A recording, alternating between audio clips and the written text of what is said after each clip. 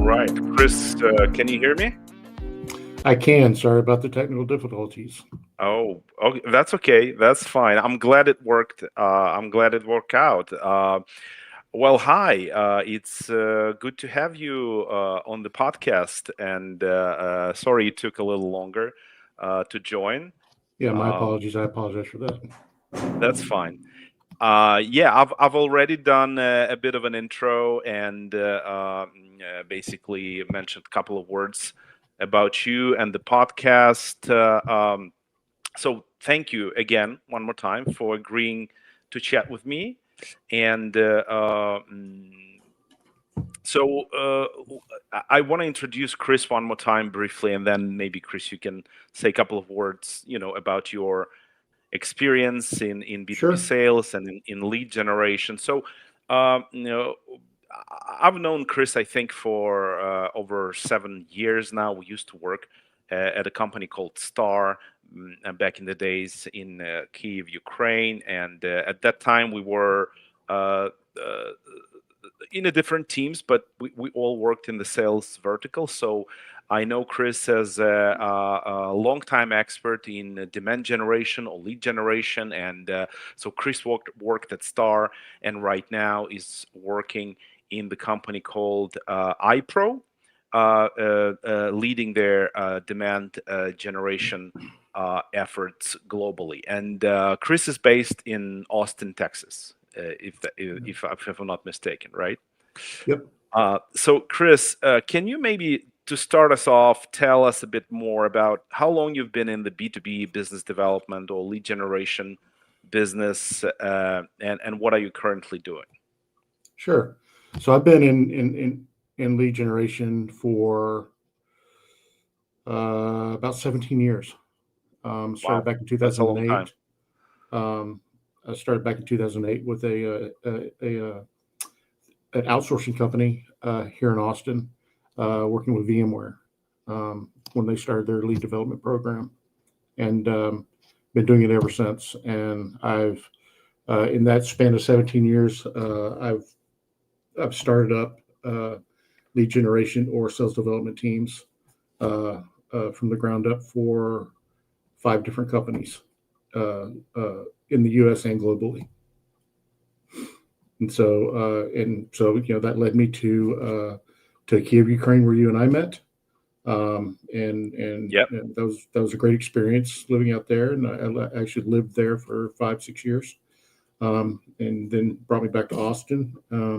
And Now I work for a company called iPro, and been here for about a year and a half, almost 2 years, and built out a SDR team here from the ground up. And that's what I'm doing now. Yeah. Well, wonderful. Thank you for giving a bit more of details on what you're doing. I remember when we worked at Star back in the days. It seems like ages ago now because the time flies on one hand very fast, but at the same time kind of slowly. And the way the field has changed, I think, in this past 5-7 years is Yeah. also quite interesting. So we will talk about that. But so when we started the podcast, I've basically shared a few words, and I'll just go through this really quick with you about why is podcast called revenue fix, RevOps versus AI, and just for you very quickly, the name is in a way provocative. Because what we are trying to do is to pose this question: what role really AI is playing in the area of revenue operations? And the reason I call it revenue operations is because we can talk about sales, marketing, we can talk about lead generation or client success as a silo, each separate silos in a company that often don't work together well. But what revenue operations is a new emerging field in the industry. What revenue operations makes sure is to have sales, marketing, client success, lead generation teams work together, on Right. achieving the same results. So Because they're all teams that have revenue generating activities, right? And so it brings them all under one roof. Exactly. So we want to talk about questions, both how these functions can work better together and how AI, as this new emerging discipline or set of tools, plays out in this whole revenue operations game, so to speak. Sure. So back to asking you questions, because I wanted you talk more than me here. So just the first one to kick off the topic. Obviously, in demand, we want to talk about demand generation or lead generation today, right? Because Sure. I think the more specific area we speak about, the more insights we can dig out, that hopefully will be of use and interesting to our viewers. What are some of the things you are seeing in this past 5-7 years, let's say, that emerged that haven't been there in the past? Maybe some of them are connected to the changes in the market. Some of them are connected to changes in the instruments you use when doing demand generation. What are some of the latest trends that you are seeing and you experiencing in your work, if you don't mind sharing? Well, I think right now, if you look 7-8 years ago, I think the way you went about doing demand generation or lead generation, specifically maybe from a SDR team or a lead development team, I think it changed. And I think you and I discussed this maybe last week, but you saw a trend, probably 7-8 years ago where it was primarily your demand gen and lead generation, sales development was primarily done by email, right? Email marketing, and that was all the rage back then. And then now you see it going back more to outbound phone calling because, I listened to a podcast over the weekend about, why is email marketing failing?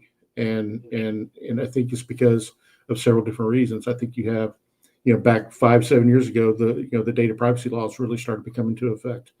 For example, GDPR back in what was it, 2018? In May of 2018, it became into effect in the EU. And then in the states, in the United States, certain states have their own data privacy laws as well. California is a good example. So I think that limits people, and so I think, but there's ways to get around it to where you're not violating, but I think what's really becoming evident is, to kind of get to the topic of this podcast is, how do you get to your ICP, right? How do you get to your ideal customer, your ideal client, your ideal account, right? There's all these levels of, people have their own idea about, okay, do we do account-based marketing? Do we do something else, right? So it's really, but all in all, what it boils down to is how you're going to get to them, right? And I think, how do you get to that person, whether it's by an SDR team, whether it's by your marketing team that's sending out messages through their whatever marketing automation tool they're using, but at the end of the day, you've got to get to that person and get to that profile or persona that you're looking for. And I think that's where AI really can come into effect, right? And I think that's what really what can really help, how AI can really help a company get to their ICP. Mm-hmm. Okay, so if I understand you correctly, the trends you're seeing that email is probably not as effective anymore. No. We need to use different tools, all the way coming back to the phone calls and other channels, probably that we can catch the potential customer attention. I want to suggest to structure our. By the way, guys, I see that people are joining our online stream. If you want to ask Chris a question or you have a comment, wherever you're watching this on YouTube or LinkedIn or Facebook, you can just type a comment under this live stream, and we will see those questions and later ask Chris this additional questions from you. And if you don't mind liking the stream and sharing it in your feed, that would increase the number of viewers. That would be great. So what I wanted to narrow down our conversation even further. So when we're talking about lead generation and demand generation in B2B, like we're specifically focusing on B2B, we basically can split the process into three sections, right? First section or first vertical would be data acquisition, or data management. That's given that you already have an ICP, you understand your strategy, you understand whom you're looking for. So first you need to look for data, right? Acquire that data, enrich the data, verify the data, right? Second process is usually the lead generation itself, so like cold emailing or warm emailing or cold phone calls. And then the third part of the process, so your outbound campaigns, right? And then the third part of the process, potentially plugging in various instruments like email, as you mentioned, social media, maybe even some LinkedIn ads, or Facebook ads to get leads to initially start talking to them. So if we take this first step, data management and data acquisition, right? In your practice, in your experience, or in the company you work right now, do you guys use any AI instruments in order to perform this part of the job, working with data, verifying it, enriching this data with additional information potentially before you actually call or write an email or put down a sequence, in your email marketing? Yeah, sure, absolutely. I mean, so data is gold, right? That's the new oil, right? Data is the 21st century oil boom, and so you have to enrich your data, and there's tools out there that you do use. I mean, everybody knows the old database ZoomInfo, right? It's probably one of the most well-known databases out there, right? But there's other tools out there. For example, we use, and I know people in my network use a tool called Clay. That not only is it a data acquisition tool, it enriches your data. It can help build out a campaign for you. It can help build out specific messaging for you for your getting granular for the contacts that you enrich, that you go after. And it's a very powerful tool.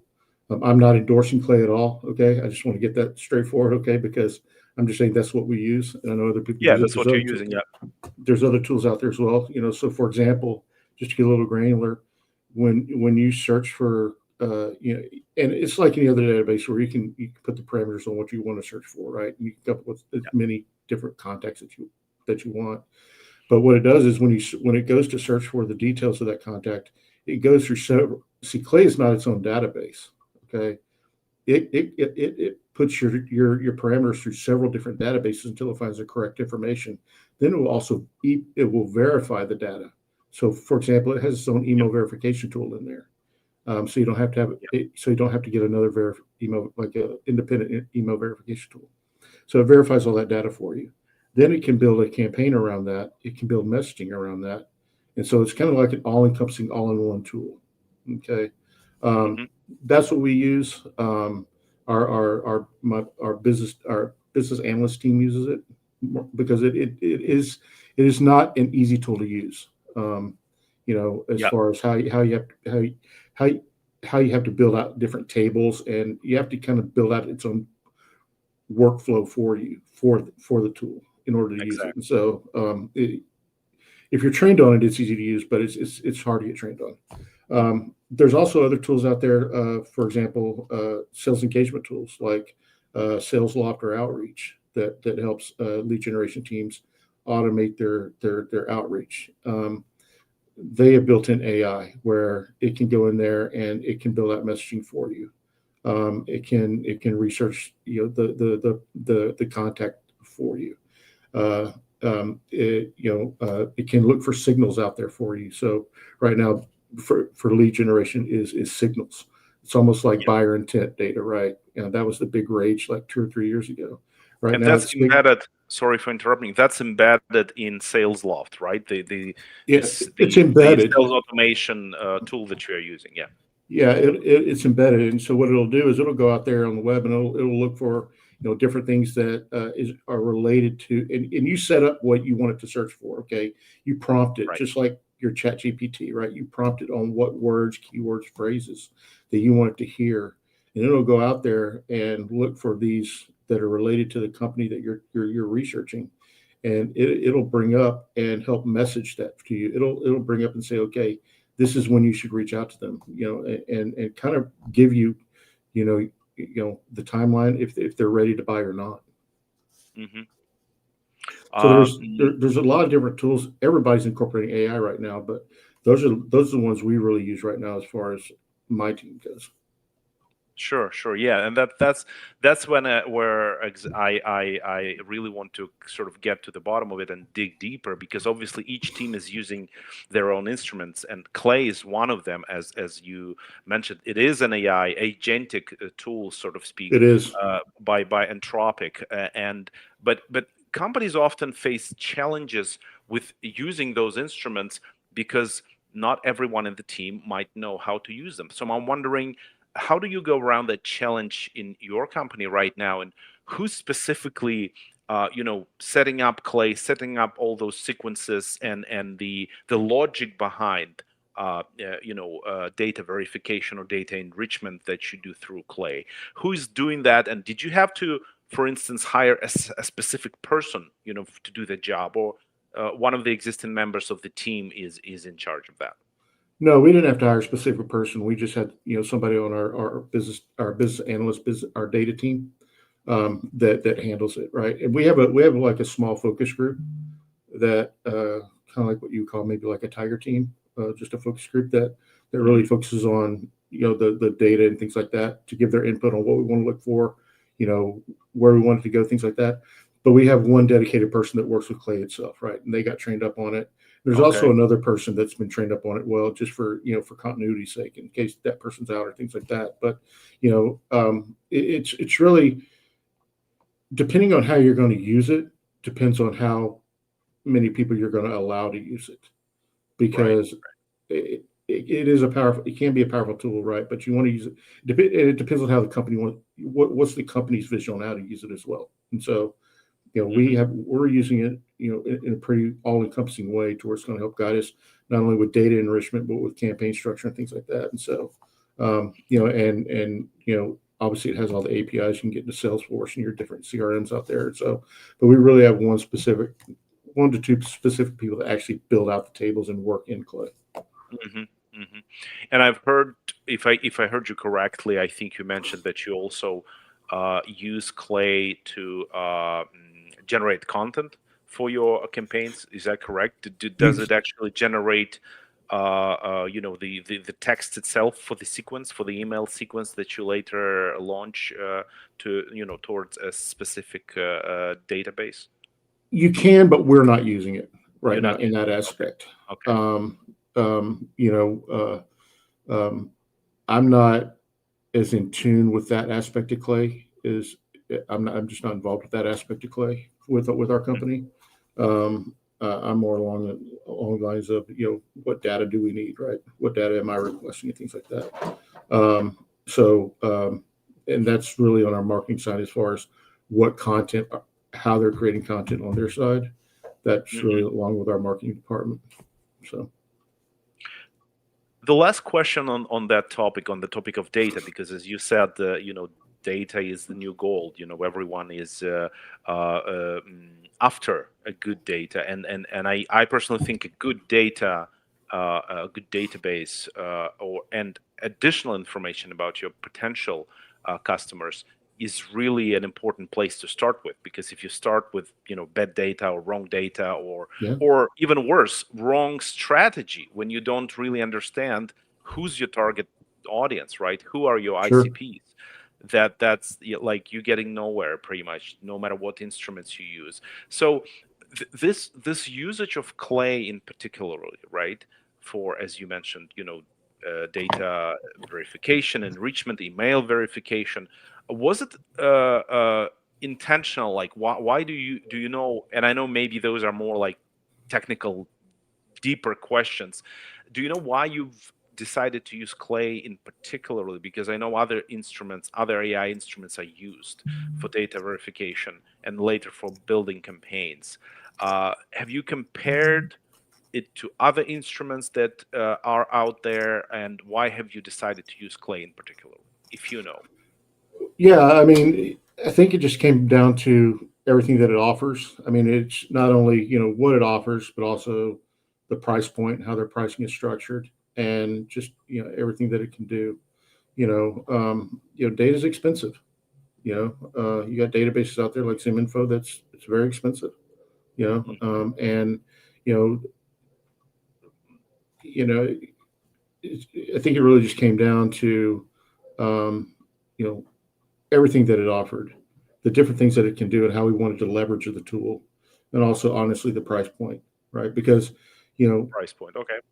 we had, you need to make sure whenever you get data, you always need to be constantly looking at enriching your database, right? And appending it and making sure you have the correct data in there. Because if you have bad data, you're just dead in the water. And so Yep. that's really the reason we chose that. Mm-hmm. Okay, well, let's move forward. We talked about just one aspect of lead Yep. generation in today's B2B, and this is data acquisition, data management, data enrichment. Let's go to the second vertical, or sort of speak, a pillar of lead generation, which is outbound, right? Outbound campaigns, outbound lead generation. Can you tell us which tools you are using to do that? And how do your ASDRs specifically work? Uh, mm, uh, you know, doing the outbound campaigns. I know you mentioned you're using phone calls quite a bit, but I assume there's something on the back end of that, like probably a list of contacts in your CRM or some other way that. So how do you do outbound campaigns, both tools wise, but also how is your work organized on the back end? Sure. So, I mean, obviously we have our CRM database. We use Salesforce, right? And so, a lot of our contacts and leads are in there. We have a sales engagement tool called Sales Loft that we use that really automates our outbound. And so you can use it to automate your emailing. It'll send out your email for you. You set them up in cadences, right? There's Sales Loft, and then Right. their competitors Outreach. And those are both sales engagement tools. We just happen to use Sales Loft. I've used them for many years now. Oh, okay. Wait, let me clarify. This is interesting, actually. So you're using both Salesforce and SalesLoft in your Right. lead generation? Oh, Correct, that because okay. Salesforce is your CRM, right? SalesLoft is your sales engagement tool. They're connected to each other, and they operate bidirectionally, and so they sync bidirectionally. And so what you end up, my SDRs do most of their work in SalesLoft because everything you do in SalesLoft is recorded in Salesforce. And Right. and anything that's recorded in Salesforce is updated in SalesLoft. And so really they work out of SalesLoft, which is a sales engagement tool, right? And so it has a dialer that we use in there. And so we assign phone numbers, and everybody has their own soft phone within SalesLoft. It's your emailing tool. It's connected directly to whether your company uses Outlook or Gmail, whatever email you use. It connects to that, and so everything is recorded. It integrates with whatever meeting platform you're using, whether you're using Zoom or Teams or Google Meets, whatever. And so we operate really solely out of SalesLoft. You Okay. can, excuse me, I'm sorry, I have something in my. You can automate your emails to where you can have it sent out on a specific day, a specific time, just however you want your cadence set up. So right now, Right. my team, we have there's really we have about 13 to 15 steps in every cadence, and that means that Wow. we're going to reach out to that prospect at least 13 to 15 times before we move on, right? Without any response. And right now we have it about 75% phone call, 25% email. It's how we're structured. And so, we find most of our success is on phones, right? We do have some success on Uh-huh. email, but most of our success is on phone calls. But what you mentioned that you use both Salesforce and SalesLoft. From what I know, I mean, I personally never use SalesLoft, even though I've used many other instruments. But I know that SalesLoft also has a CRM functionality, and you can keep the database of your clients there. I'm Right, wondering correct. why are you using Salesforce for one purpose, like keeping the database, and then SalesLoft as a sales engagement? Is that just a legacy kind of thing that Well, it's no, always no. been Salesforce or some I other think reason? that's kind of a misconception because Sales Loft does have some CRM functionality. Uh-huh. However, it is not a full-fledged CRM. I mean, you have Salesforce, which is much more than just data storage, right? Right. It has everything in there. I mean, it's a company's Bible if they're using it correctly. Now, SalesLoft, you import the people from Salesforce into SalesLoft, and it'll house those people, right? And Mhm. it really only tracks the engagement that you have with those people that are in SalesLoft, right? It won't historically hold anything else and go back and historically look at things like Salesforce does, right? Mhm. There is And then limited. it feeds the data into Salesforce like on Correct. a constant basis, right? It's meant to feed the data into Salesforce, and also Salesforce feeds it into SalesLoft bidirectionally. It Hmm. just it does have some CRM functionality, but it's not a full fledged CRM, right? Mm. Like a Salesforce or a HubSpot or anything like that. It's just not. I mean, it can house data, right? But Right. it you would get a lot of confusion if you just use that because you can import into SalesLoft either via a CRM or via a CSV file, right? You can import that way as Hmm. well, right? But you're not going to have all the functionality of a true CRM in SalesLoft that you would in like in Salesforce or HubSpot. That's very interesting. Yeah, I would I guess the the Salesforce tools are probably not as powerful in sales engagement. That's why using SalesLoft, and vice versa. SalesLoft CRM tools are not as powerful as Salesforce, so you're using both. That the only Yeah, drawback yeah. of that, I guess, is SalesLoft. cost because you have to pay for both.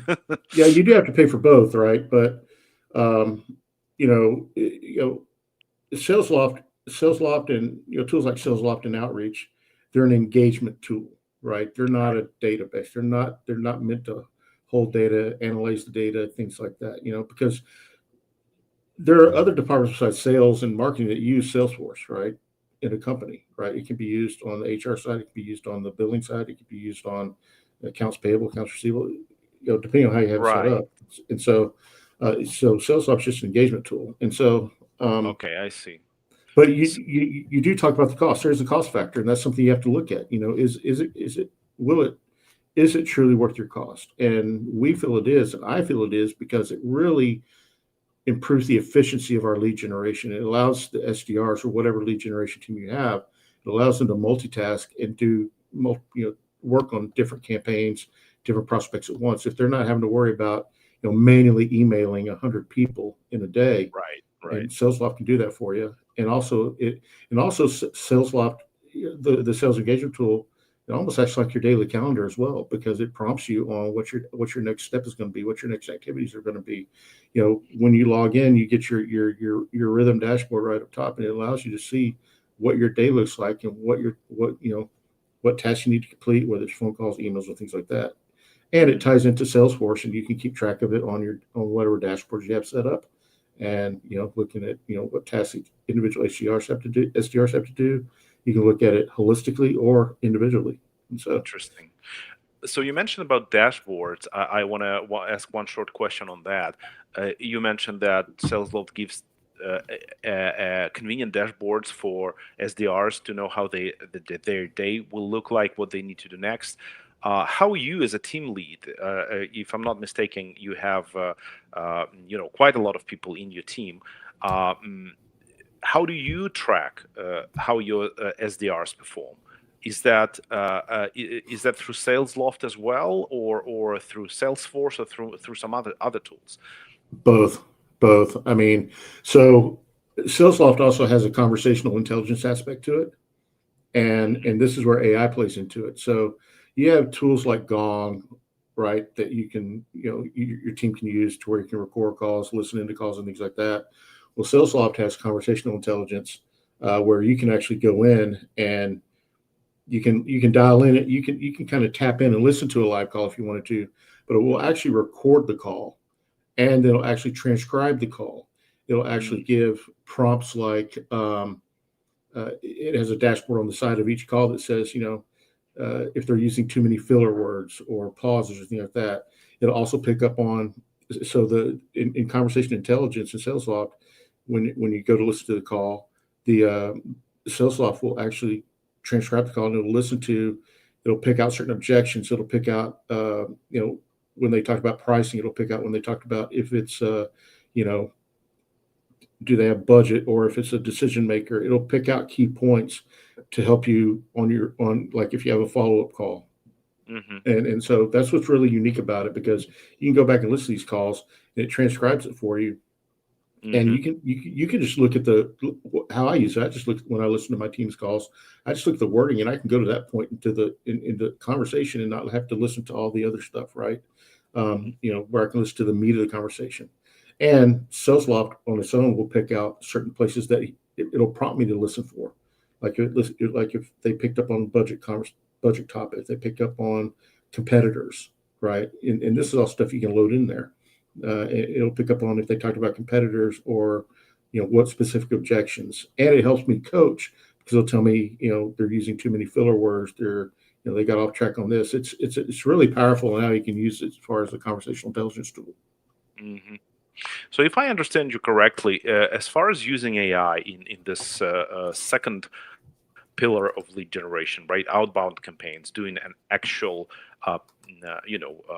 cold calling or cold emailing or warm emailing to prospects, the AI tools you are using, they are mostly baked into the SaaS, right, the SaaS platform you are using, in this case SalesLoft, right? Do you use any other separate like AI instruments, or some AI automation that is you use beyond SalesLoft?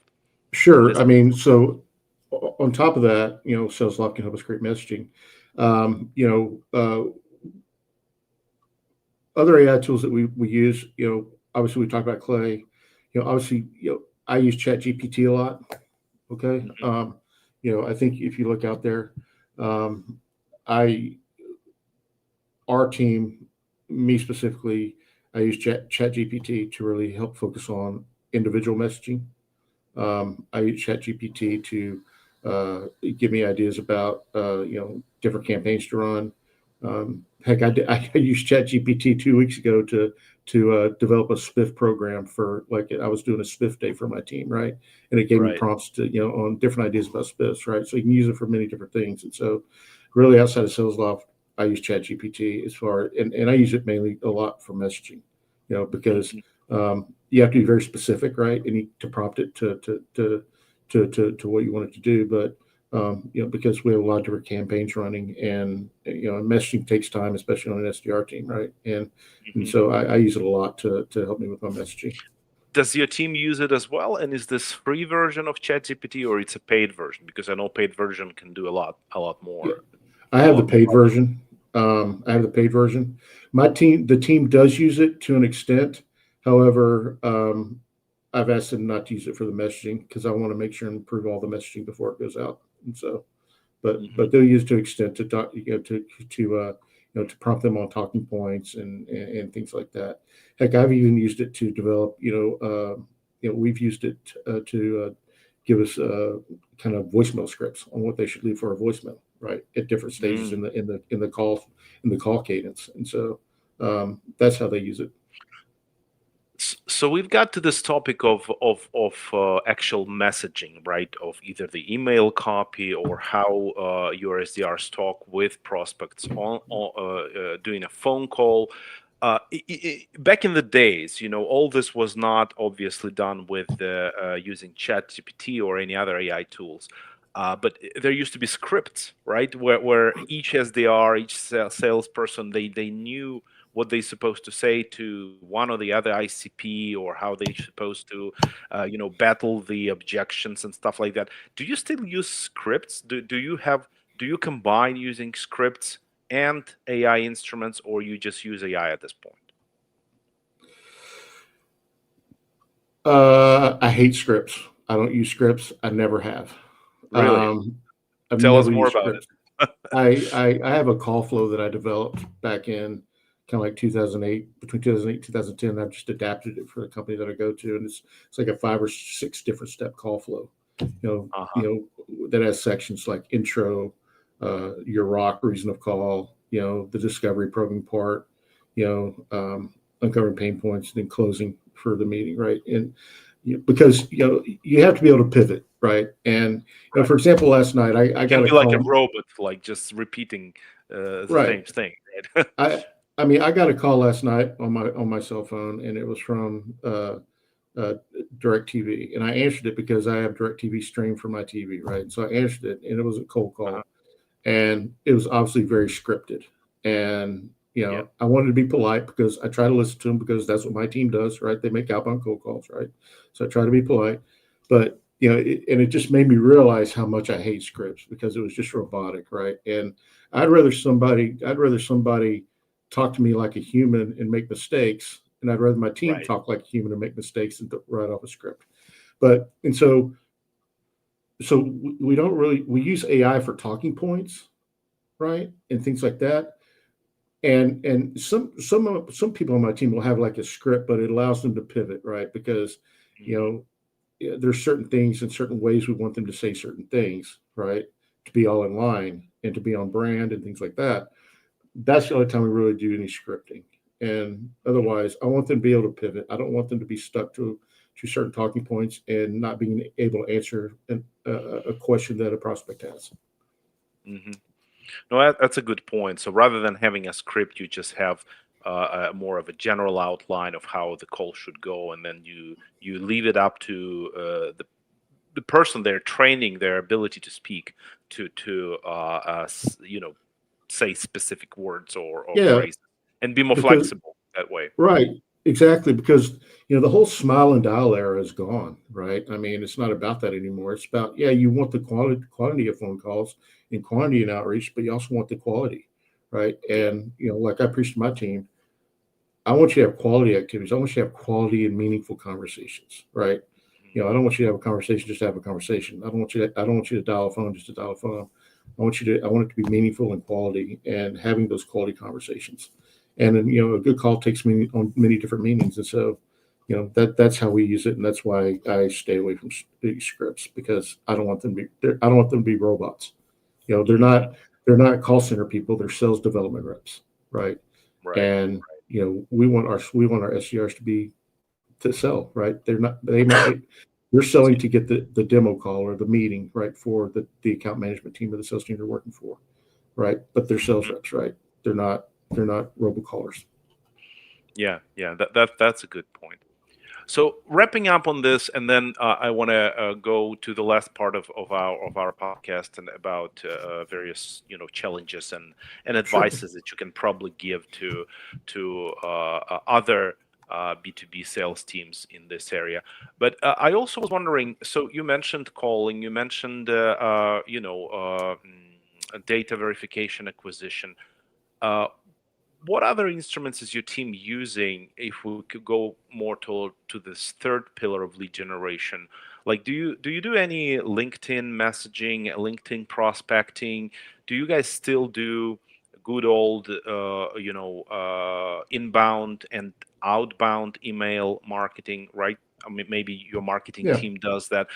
Do you use any Facebook or LinkedIn ads or uh, lead generation through just paid ads, right, on various social media, because there are different ways it can be done, right? You don't have to advertise to everyone. You can just do it through enriching it with emails of those Mhm. who attended your website, or using cookies that so it's shown only to people who attended your website. What other instruments your team is using, maybe together with marketing team as well, to generate these warm leads, or even better, getting a call with your account team? Yeah, so our marketing team does does do outbounding as well, right? They do their own demand. They're part of the tip of the demand generation engine as well. Every marketing team is, they use ads. They develop their own content, and we email through our marketing automation tool. We do get some inbound leads from marketing once they hit a certain lead score in our marketing So you automation use tool. scoring, good old scoring in before you get these leads get to your team. Correct. Yeah, yeah. Okay. So depending on the content they've engaged with or consumed, what type it is, how many times, things like that. And so we do use lead scoring to before it gets to outreach. What tool is marketing using? I'm wondering, do they yet use a third tool to do the scoring and everything, No, or do they use SalesLoft? no. Our marketing team has their own marketing automation tool that they use where they did all the lead scoring.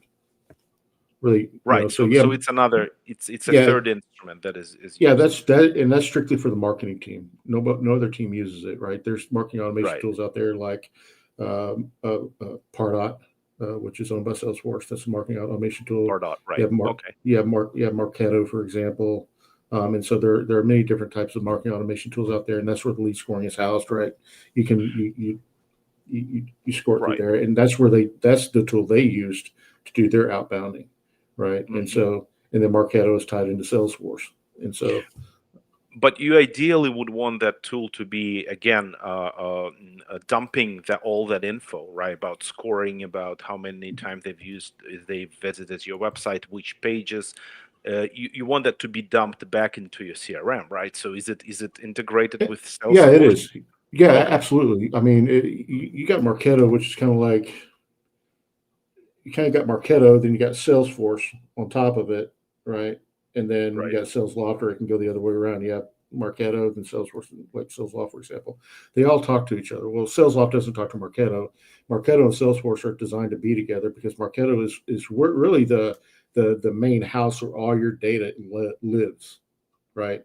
That's where Right. all the raw data is, right? And then Mhm. it goes through different things, and then it gets, depending on how you have it set up, it gets dumped into Salesforce, right? Unless you just import leads into Salesforce directly, then it can sync back to Marketo. But Do you know why you're using Marketo in particular? Because I know Salesforce has Pardot, right? Pardot, or they have their own marketing automation. So yeah, logically, you would potentially use something that's already baked into Salesforce. I mean, I know they will charge extra for that to you, and it's kind of a separate silo, but uh, at least, I mean, I've never used Pardot, for instance, but I would assume that the way Pardot speaks to Salesforce, to the main engine of Salesforce, would be a lot more seamless and native rather than, connecting Marketo, for instance, through API or whichever way you're doing it. Do you I know why you? that was before I got to the company I'm at now, and so I don't know what their decision making behind it was, but Okay. I think I've used Pardot, I've used Marketo, when I've used Acton, which is an old legacy marketing automation tool. I don't know if they're Yeah, still yeah, around or yeah. not, but I think it just depends on how you want to use it. I think, yeah, obviously Pardot is native to Salesforce, right? But Right. does that make it better than Marketo, for example? I don't know. You You're know, right. It's not. It's not. But the reason I'm asking this question is because my next question to finish this part, like, when you have so many integrations, right? And we already discovered at least three, right? I'm wondering who's managing all that integration. Is there a separate person in the company who does that, or it's integrated rather seamlessly and easily that you don't have a dedicated person who basically makes sure they speak to each other properly, and there's no breakage in the data transferring?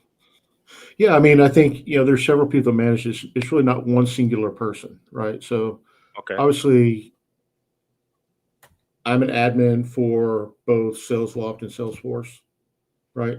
But Hmm. we have a dedicated Salesforce admin that really manages Salesforce, and he's the Lord of all Salesforce for our company, right? He does a really wonderful job.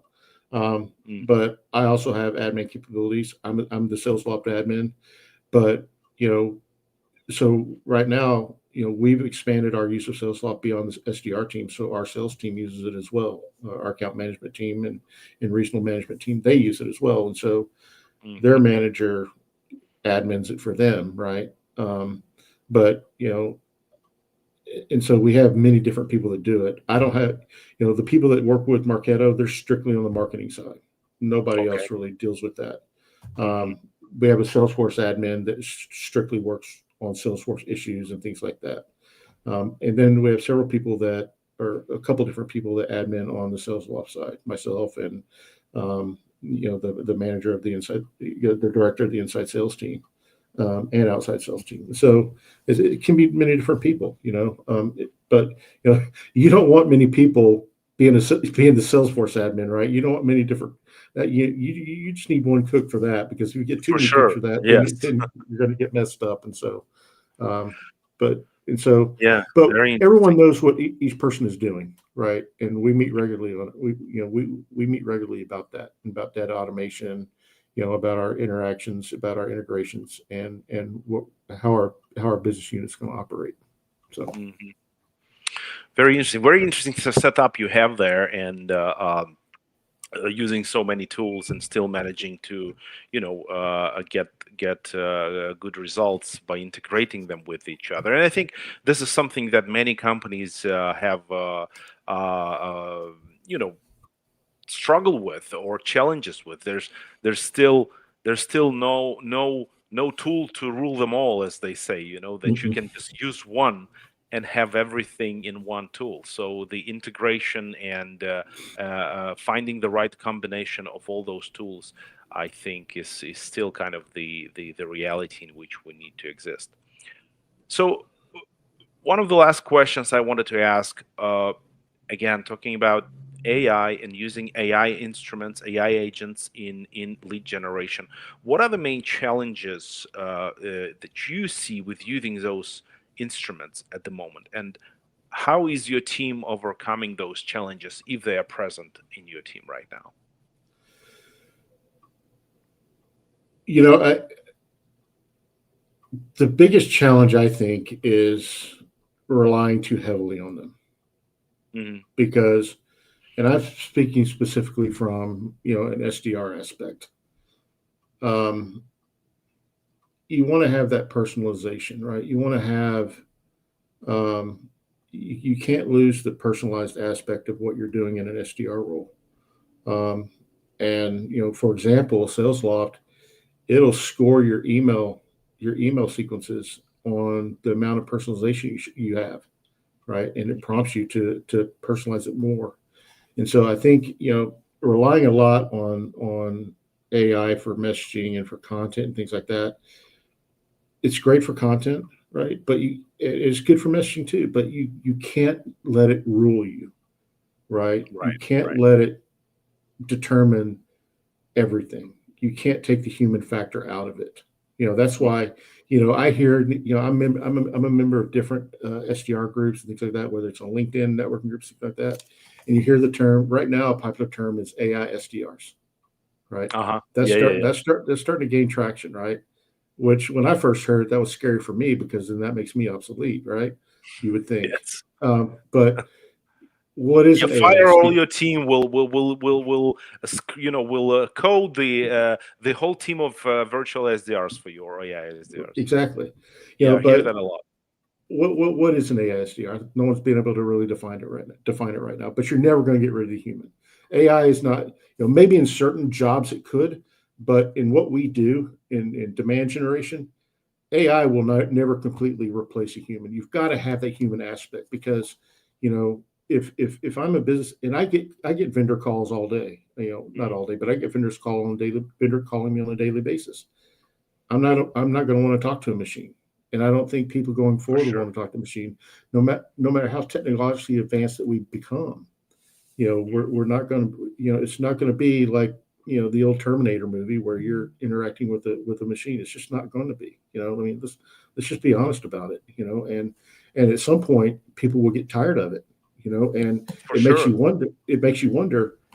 In certain instances, AI is never going to go away. It's going to continue to proliferate and grow, but there's going to be certain areas where people are going to get tired of it. And it could be just a fad, and they're going to move on and going back to do different things, other ways.